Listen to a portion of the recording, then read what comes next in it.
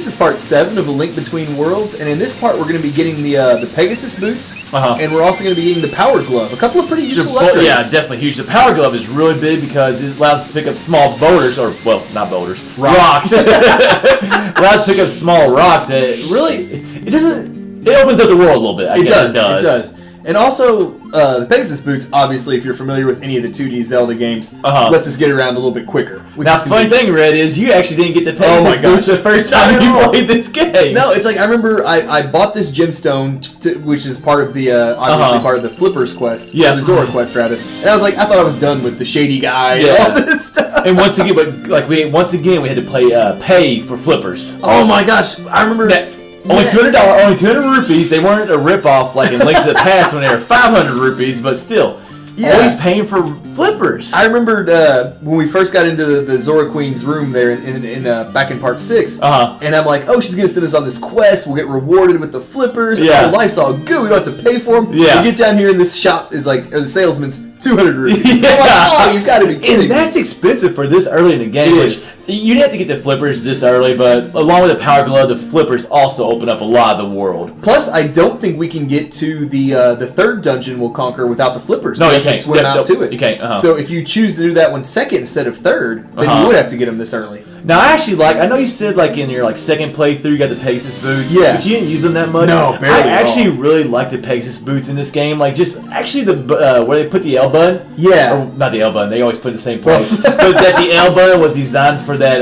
item. Yeah. I actually ended up using them quite a bit because you could also run diagonal, which I thought was huge. The running diagonal was great. I think what threw me off to him though was when you stop. You kind of slide to a stop and stand there for a second. I love that. I love when he slides. It's a great touch, don't get me wrong, but after a while I just got annoyed of it. Yeah, I was like, come on, let me walk. Let me walk. Yeah. Now here we are back at the Cucco game, which I think we have failed at quite miserably. Part 2 or 3. Oh, thanks a lot, Red. You're playing 8 seconds. You're playing next. Well, that's what your girl said. Oh my gosh. I feel better about myself now. We do a little better this time than we did the first time. Like I said, when we played the first time, if you get in those corners, it's a dangerous game, but they get you so quick in those corners. Oh yeah, but we just didn't have enough rupees at that time to play through this again. So and we're gonna win a few more actually while we're at it. Hold on here a second, get some redemption. There's some Barry Sanders actions coming up right here. Do you watch? I dodge all these guys. That's Barry Sanders in the Cucco game right there. We learned you can't just stay in the corner. You went out there and busted out some good moves. You gotta keep moving. It's like DeMarco Murray running right now. Well, he doesn't have the moves like that Barry. DeMarco Murray's not really like a shifter, I guess you could say. True. Shady McCoy. There, how about that? Or Reggie Bush. Reggie Bush has still got some juke moves, so. In case you couldn't tell, we're football fans. I thought that looked like Pain Mania out there. always moving those feet, baby. Always moving those feet.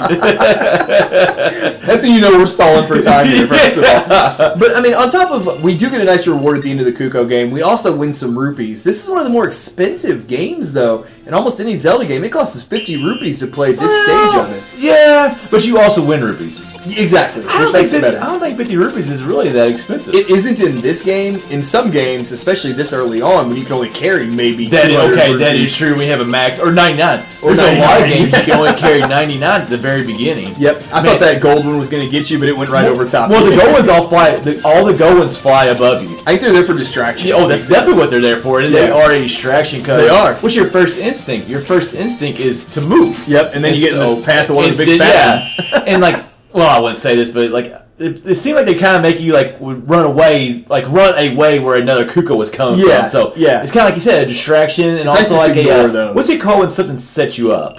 A setup. A what? A setup. Well, I was thinking of another word, but that could be used too. I can't remember. An ambush? No. Let's move on. I know. We got a piece of heart. I know. I was thinking of another word, but okay, I'll take your word for it. Yeah, whatever. But no, I mean, so we decoy. Do better. Decoy. He's a decoy. There you go. Dude, I was going to sit here the rest of the commentary until I thought of the word. You weren't going to say anything until you thought of the word. I was like, we get set up, and you're like, set up. I was like, well, now I got to figure out what word I was talking about. Decoy. That's what I was talking about. That makes some sense. I don't even know what we do now. What do we do? We're going to get the Power Glove now. Oh, that's right. Mm-hmm. And I'm not a big fan of how we get the Power Glove. I'm just going to say that. Yeah, it's kind of just basically given to us. It is. But, I love it. We've talked about it, like how we get so many items early on in the game that open up all of Hyrule. Yeah, But who's this Rosso right here? Rosso, yeah. I'm not sure if it could be Rosso or Rosso. We're gonna go with Rosso. It's easy to say. Like we said like 1,000 times, we don't always get the pronunciation of these characters, and I actually tried to find a pronunciation for him. Couldn't find one. Rosso's good enough. Yeah, so we're going with Rosso for this game. Sorry if we have it wrong. And I think Rosso has some issues because he's going to spend every conversation. His hair looks awesome. Well, is that hair or a hat? I hope it's hair. I'm not sure. Okay, it looks like a big man bun there on the top of his head. There. I don't know. It might be a hat though. But almost every conversation we have with him, he talks about how much fun it is to smash stuff and to crush stuff. I'm like, dude, you've got some issues. Yes, he does. He's like, picking up rocks and smashing them feels pretty good. Yeah. I'm like, man, you have a weird sense of what feels good. And then like you come back to him, he's like, oh, you want to smash stuff too? Yeah. Or after you do, he goes, yeah, it feels good, doesn't it? I know. It's like Rosso, dude. He's got a weird fetish for smashing rocks. We need to find you a counselor. I guess it's better for him to be smashing rocks. It could be worse. At first I was really confused on how the rocks actually got in his house. But then we see, like, you kind of see the sunlight shine down there. Yeah. There's actually a hole in the roof from where the mountain started, what do you say, crumbling or whatever? Death Mountain erupted. Yeah, erupted, yeah. And so, like, that's kind of how they got in there in the first place. Yeah. I remember I was like, how in the world are these rocks even in your house? Unless you brought them in. But I like the sunlight coming in through the hole in the roof. I do too.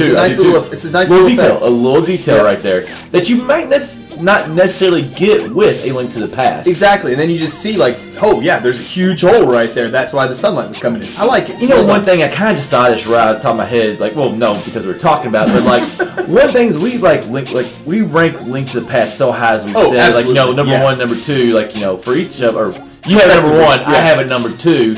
But like one thing that's really cool is like we're going back to the same area and there's just so much color and so many little details that we were able to get, like with the sunlight coming in the house, definitely. that you couldn't get with Link to the Past. So improved upon it. It's kind of cool coming back to this game and maybe getting some things that we couldn't get in Link to the Past because of the capabilities. I agree. All I know is I think Rosso on the one hand is happy that we cleaned out his yard. I went through a whole rock pickup session right there. You did a nice job of killing that time. Thank you. But it's funny. It's like he's happy that we cleaned up his yard for him. At the same time, I think he really would have liked to have broken those rocks himself. Oh, you know he did. You know he did. He does reward us with some rupees, though, which probably come in handy after you just drop 200 of them on well, like I said, rupees are very important in this game. We'd be buying a lot of upgrades, and just a lot of other items cost a lot of money, so they're very important to get early on. So just keep on collecting them, and just like we said, I'm so glad there wasn't a max.